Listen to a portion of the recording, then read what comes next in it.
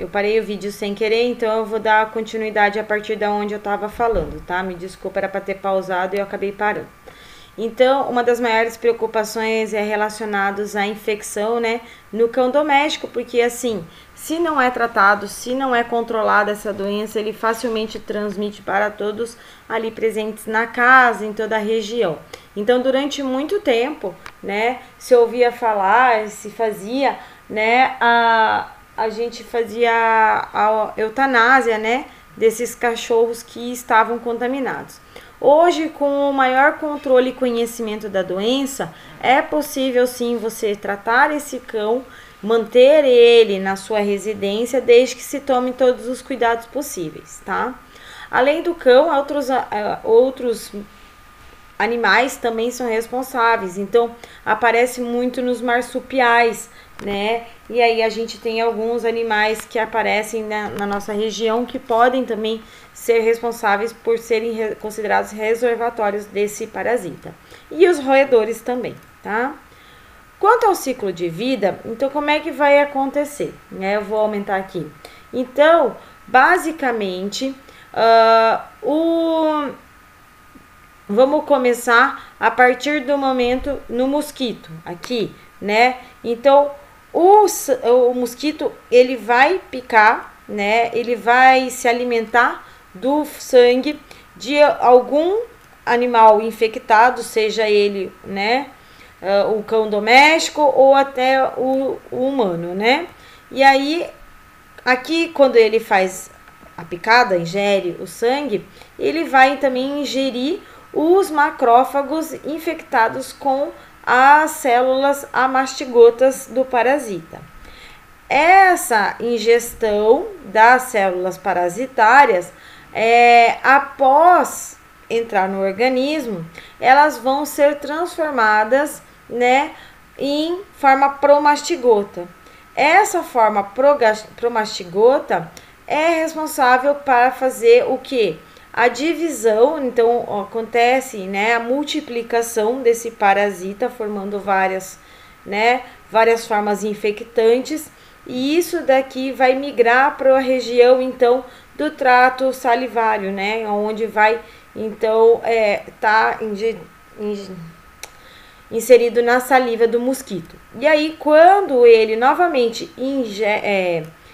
pica um outro animal ou humano, e aí ele injeta essas formas promastigotas na pele, né, deste animal.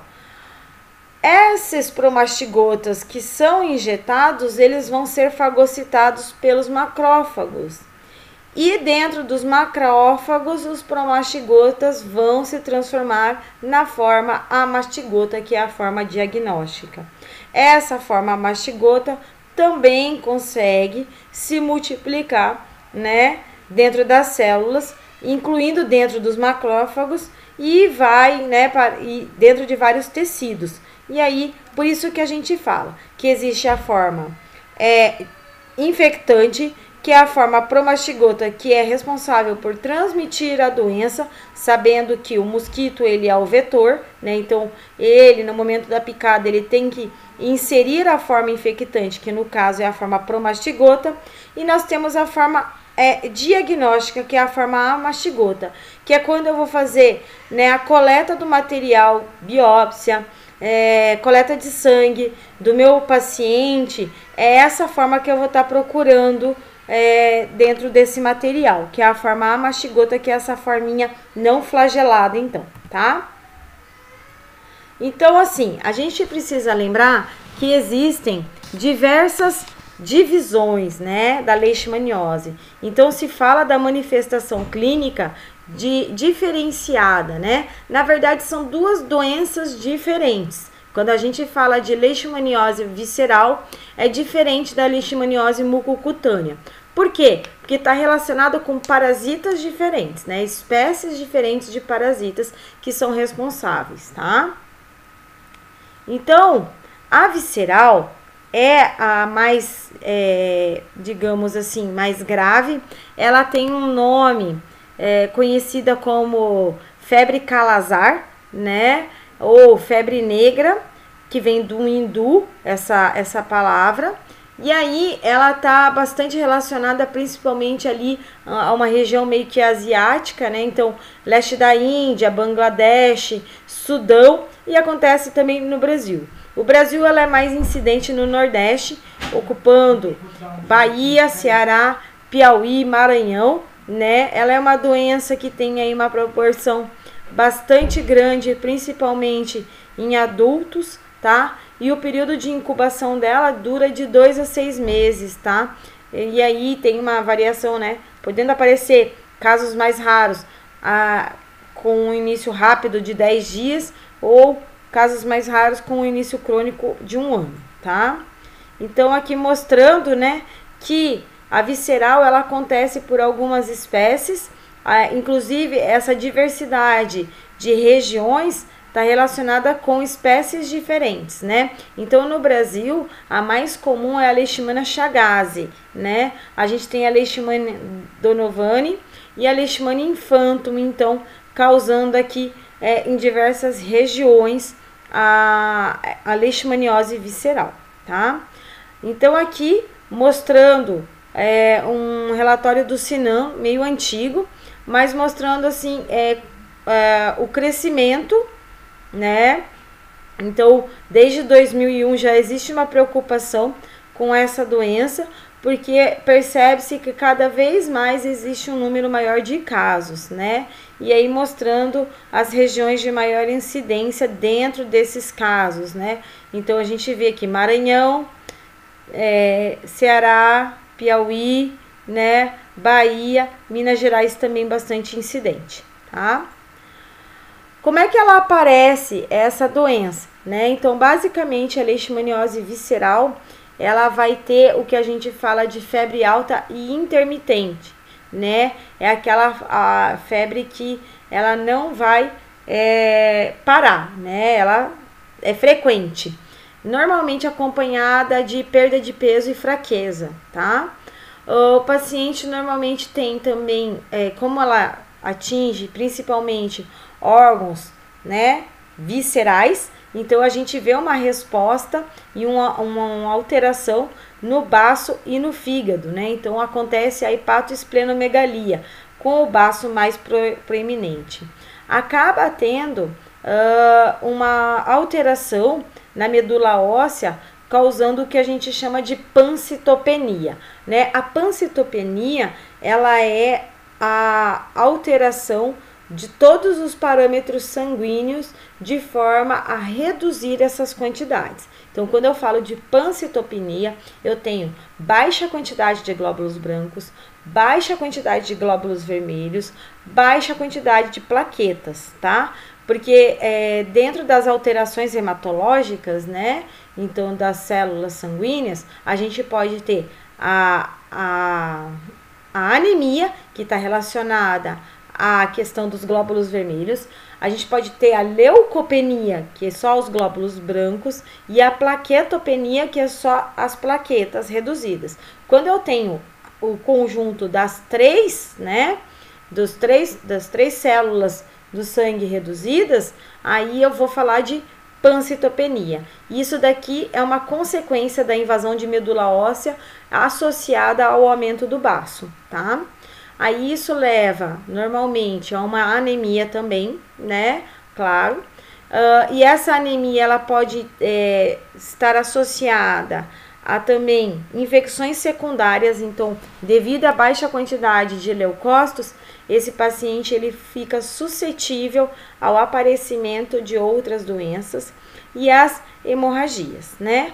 Pode aparecer também no quadro clínico, né, aumento dos linfonodos, a linfadenopatia, diarreia, dor abdominal, icterícia, né, que é a coloração amarela decorrente da lesão hepática, tosse seca, edema, que é inchaço, derrames cavitários, que é acúmulo de líquido nas regiões, nas cavidades, podendo aparecer, então, derrame pleural, derrame pericárdico, né?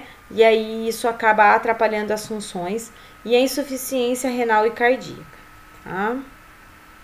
Então, a gente vê, né, que ela é uma doença que exige bastante preocupação, porque ela é uma doença que tem bastante letalidade, tá? Então, o que a gente precisa tomar cuidado, né? Quais são os nossos grupos de risco quando a gente fala de leishmaniose visceral grave, né? Quem são os meus sinais de alerta? O que eu tenho que ficar focado, então, né? Se o paciente, ele tem de 6 a 12 meses de idade e tem a doença, ou se ele já entra num grupo de risco de acima de 50 anos, então de 50 a 65 anos, tá? Se esse paciente, ele tá tendo uma suspeita de uma infecção bacteriana associada à leishmaniose, se o caso da doença dele é uma recidiva da doença ou uma reativação do parasita, se esse paciente está tendo episódios de diarreia ou vômito, se ele tem algum edema localizado ou se ele tem episódios de febre há mais de 60 dias, né? Então, esse é o paciente que a gente precisa ficar em alerta com ele, tá? E como é que eu detecto, né? O que eu sei, quais são os sinais que me indicam que essa leishmaniose visceral, ela pode ser grave, né? Então, principalmente, idade menor de 6 meses e acima de 65 anos, a icterícia, tá? Fenômenos hemorrágicos, toxemia e anasarca não são tanto, mas desnutrição e outras comorbidades, outras doenças. E aqui entra muito a questão da infecção bacteriana. Então, eu já tinha falado aqui para vocês que a questão de infecções secundárias, né, ela faz parte do quadro clínico e a gente precisa tomar cuidado, porque isso daqui é um sinal de alerta e é um sinal de gravidade da doença, ou seja, que a doença está ficando cada vez mais grave. Então, como consequência, né, ao longo da doença, existem algumas complicações que podem aparecer. E quais são? Pode acontecer, então, insuficiência hepática ou renal, né, insuficiência cardíaca, infecção bacteriana, inclusive sepse, né, que é a infecção generalizada, ou pneumonia, isso também normalmente é de forma bastante grave, ou alguns tipos de hemorragias, tá? A gente precisa tomar cuidado no diagnóstico. Então, quando a gente fala de leishmaniose visceral, a gente precisa se atentar quanto o que a gente precisa descartar que não seja, né, para não confundir. Então, algumas doenças hematológicas, como linfoma e leucemia, podem ter características semelhantes da leishmaniose. Então, eu preciso descartar a possibilidade, o diagnóstico dessas doenças, principalmente porque elas causam também pancitopenia e elas causam hepatoesplenomegalia também, tá? Doenças infecciosas como malária, enterobacteriose septicêmica prolongada, febre tifoide, endocardite, chagas, tuberculose disseminada, histoplasmose, mononucleose e brucelose. Então, são doenças que alteram o sistema imune, né, e alteram o organismo de forma a se parecer muito com a leishmaniose visceral. E aí, a gente precisa, sim, tomar cuidado com isso. E aí, né, existem algumas questões relacionadas aos exames complementares que podem ser feitos, né, que podem auxiliar no diagnóstico da leishmaniose visceral. Então, o hemograma completo, você vai verificar a pancitopenia, que é a alteração tanto dos glóbulos vermelhos, brancos e plaquetas, né, de forma a estarem reduzidos. Algumas proteínas, como a albumina, que é muito comum a gente ver, né? É a principal proteína circulante no plasma, a gente vê uma baixa taxa, tá? E a gama-globulina alta. Alteração de transaminases podem acontecer, tá? Que então são enzimas do fígado que podem estar normais ou pouco elevadas. O sedimento urinário, então na pesquisa de urina você pode observar a presença de hemácias e proteínas. Além disso, o médico pode solicitar, né, ecocardiograma, raio-x de tórax, amilase e função renal, tá? Além disso, né, normalmente o ideal é a gente fazer para eu confirmar, né, esse diagnóstico. O interessante seria a visualização direta à cultura, né, de células, onde eu conseguiria visualizar esses parasitas, né? Se for uma medula óssea, eu tenho aí 90% de positividade, de chance, né? Biópsias de fígado e de baço, lesões, né, que aparecem na pele, no caso, como consequência, tá? Podem ser, sim, utilizadas. Existe também o teste de Montenegro, né, que ele tem que dar negativo, que ele seria um teste meio que imunológico, tá? E ele vai positivar após a cura, que são reações de imunologia. E as sorologias, que é detectado principalmente o antígeno K39. Existe uma questão de tratamento, né? Então, para a leishmaniose visceral, se fala do glucantime, né? Que é um fármaco chamado antimonial pentavalente, que é feito via endovenosa uma vez por dia, durante 21 a 28 dias. Normalmente a gente tem que tomar cuidado, precisa ser feito, né, lento, em 1 a 2 horas. Podem ter vários efeitos colaterais, principal aqui a cardiotoxicidade e a insuficiência renal que podem aparecer, tá? A gente tem o uso de anfotericina também, né, no tratamento dessa leishmaniose. Tomar cuidado porque também é um antibiótico, isso daqui pode causar nefrotoxicidade, cardiotoxicidade, né, hepatotoxicidade, principalmente utilizada no caso de pacientes que têm recidiva da doença, né, ou falha terapêutica da antimonial, ou gestantes ou cardiopatas. Apesar da cardiotoxicidade, ela é menor do que aqui na antimonial, tá? Depois a gente tem a anfotericina B lipossomal, né? Ela é a droga de escolha no caso de refratariedade, a Anfo-B, né? Então, normalmente pacientes que não têm uma resposta adequada a esse tratamento, pacientes com transplante renal, né? Ou com insuficiência renal. Depois também a gente tem a miltefosina, que não existe no Brasil e é uma droga oral desenvolvida e utilizada na Índia, tá?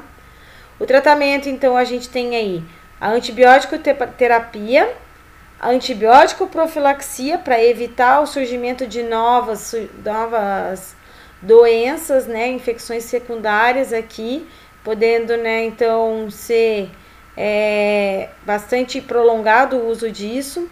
E principalmente a gente pode precisar de fazer hemotransfusões, né, no caso de hemoglobina muito baixa ou plaqueta muito baixa, tá? Normalmente esse paciente ele precisa, né, passar por um segmento.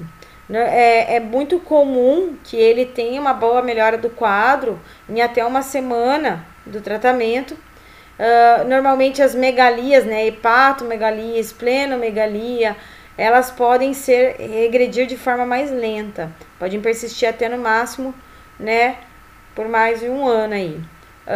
Esse paciente ele precisa fazer acompanhamento ambulatorial né, por 1 ano, repetindo exames uma vez por semana no começo e depois pode ir indo mais lentamente, com mais espaços esses exames, tá? Daí agora a gente vai falar um pouquinho da leishmaniose tegumentar americana, né? Então, o mais comum aqui no Brasil, ela é causada por um outro parasita, que é a Leishmania brasiliensis, né? Ela pode ser dividida em 3 formas, né? A forma cutânea, que pode aparecer de forma localizada, difusa ou disseminada, e a forma mucosa, tá? A forma cutânea localizada, então, ela vai aparecer, como o próprio nome diz, pequenas lesões de pele bem localizadas, né? precisa tomar cuidado porque ela pode ser confundida com outras doenças como esporotricose, que é uma doença fúngica, tuberculose cutânea, anemia falciforme, que é uma doença hematológica, ou cromomicose, que é uma doença então fúngica também, tá? A leishmaniose tegumentar americana, né? Ela pode afetar também regiões nasofaríngeas, né? Concomitante à infecção cutânea inicial, tá? E aí, normalmente, ela pode aparecer de forma... Então, quais são as características? Lesões ulcerosas, indolores, únicas ou múltiplas. Podem aparecer lesões nodulares ou lesões mucocutâneas, tá? Essa doença é causada, como a gente já falou, pelo protozoário chamado Leishmania, né? Tem a forma promastigota e a forma amastigota, tá? A diferença aqui delas. Então, a forma amastigota, ovoide, né? Presença nos vertebrados, e a forma promastigota é a forma alongada com flagelo presente nos invertebrados, ok? Aqui o ciclo, tudo. O mecanismo de transmissão aí é através da picada do mosquito palha, né? Tempo inicial entre a picada e o aparecimento da lesão de 2 semanas a 3 meses. As formas clínicas, então, que nem eu falei. Leishmaniose cutânea mucosa e a difusa ou disseminada. A leishmaniose cutânea, ela aparece, então, como a gente estava falando aqui, nessa forma de úlceras, né? Normalmente causada pela Leishmania brasiliensis, né? Elas evoluem para umas formas verrucosas, né? E podem ser confundidas com diversas doenças, tá? Temos aí a forma cutânea disseminada. Disseminada porque ela tem disseminação hematogênica. Ela cai na corrente sanguínea, pode aparecer em vários locais. Ela aparece de forma cutânea, lesões na pele, mas podem aparecer em locais diferentes, né? Por isso que é disseminada. Normalmente é uma doença com uma boa resposta ao tratamento, tá? Temos a forma cutânea difusa, né? Isso daqui é porque ela tem um polimorfismo. Ela causa, inclusive, deformação do órgão, tá? Normalmente é a forma rara. Aparece principalmente quando o paciente ele tem recidiva da doença, então ela pode voltar, né? Ou quando o parasita ele é refratário aos esquemas terapêuticos, tá? E a forma mucosa, né, ela aparece como uma continuidade da lesão de pele. Aparece na cavidade oral, aparece no nariz ou na orofaringe, né, causando essas lesões aqui, tá? Então, forma mucosa a gente precisa também diferenciar de outras doenças, principalmente fúngicas, que é a paracoccidioidomicose, rinosporodiose, né? Então, onde a gente tem que ter o cuidado de fazer essa diferenciação. A gente faz também o diagnóstico, que é essa reação de Montenegro, né, que eu já tinha falado antes. É uma reação onde a gente vai fazer uma inserção de 0,1 ml, né, de um preparado e fazer a leitura dessa inserção aí 48 horas a 72 horas após a inserção. Reação positiva, né? Quer dizer, então, que você não tem doença, né? A positiva, então, é uma reação inflamatória, né? Com uma borda, um tamanho superior de 5 milímetros. Então, positivo não significa que você tem doença. E negativo, normalmente, é uma lesão recente. Pode ser leishmaniose cutânea disseminada, leishmaniose visceral, ou podem ser pacientes imunodeprimidos também, tá? A gente tem que tomar cuidado. A tegumentária americana, a gente precisa então ver que pode fazer a pesquisa direta, fazendo a escarificação da lesão ou biópsia e aí o imprint, né, que é a lâmina, né? Normalmente é um método que tem 70% de sensibilidade e precisa ir fazendo as lesões recentes, tá? Então, o diagnóstico também pode ser histopatológico, através de cortes, ou imunológico, tá? Aqui a gente precisa saber diferenciar, né? Aqui eu coloquei que a mucocutânea, ela tem a fase inicial igual à forma cutânea. Normalmente, o que acontece, né? A mucocutânea, ela evolui para lesões destrutivas secundárias envolvendo mucosas e cartilagens, por extensão direta ou até mesmo disseminação pela corrente sanguínea, tá? Qual que é o sinal de comprometimento da mucosa? Aparecimento, né, de vermelhidão, processo inflamatório no septo nasal. Aí acontece ulceração, atinge ossos da face, palato, faringe, laringe e a traqueia também. Podendo acontecer mudanças anatômicas e aumento do órgão. O paciente pode ter dificuldade para respirar, falar e se alimentar, tá? A leishmaniose cutânea difusa, né? Ela vai ter formação de lesões que não são ulceradas, como eu mostrei lá, toda a pele e um grande número de células amastigotas, né? São lesões múltiplas, repetidas através de repetidas picadas do vetor, né? Normalmente associada, né, a uma deficiência imunológica também, tá? Então, como eu falei, essa é a difusa aqui. É importante a gente fazer a profilaxia, que é o controle das áreas florestais, uso de inseticidas, evitar desmatamento, né, reduz áreas endêmicas, evitar picada do inseto, então o uso de repelentes, mosquiteiros, né, construção de casas distantes da área de mata e questão de lixo também. Tratamento, né, para obtenção de cura clínica, né, antimonial pentavalente, até a cicatrização da úlcera. Essa antimonial é importante que ela não seja administrada em pacientes cardíacos e mulheres grávidas, né? E aqui, como eu falei, novamente, a antimonial. Então, para todos as doses, o tempo de duração do tratamento, tá? O que a gente tem que tomar cuidado? Que a forma cutânea localizada, ela geralmente tem uma refratariedade ou falta de resposta de 3 a 5%. A disseminada, ela tem uma melhora inicial, porém é fácil de recentivar, voltar, tá? E aí a gente precisa entrar com alguns esquemas alternativos, que é a anfotericina, né, glucantime com interferon, glucantime com alopurinol com fluconazol, né?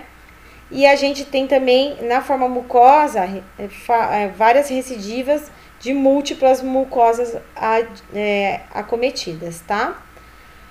Normalmente precisa fazer acompanhamento por 3 meses, alta após 1 ano, se não tiver mais lesões, mas é muito importante as avaliações, né? E o acompanhamento desse paciente sempre, tá? Gente, é isso, muito obrigada, até mais.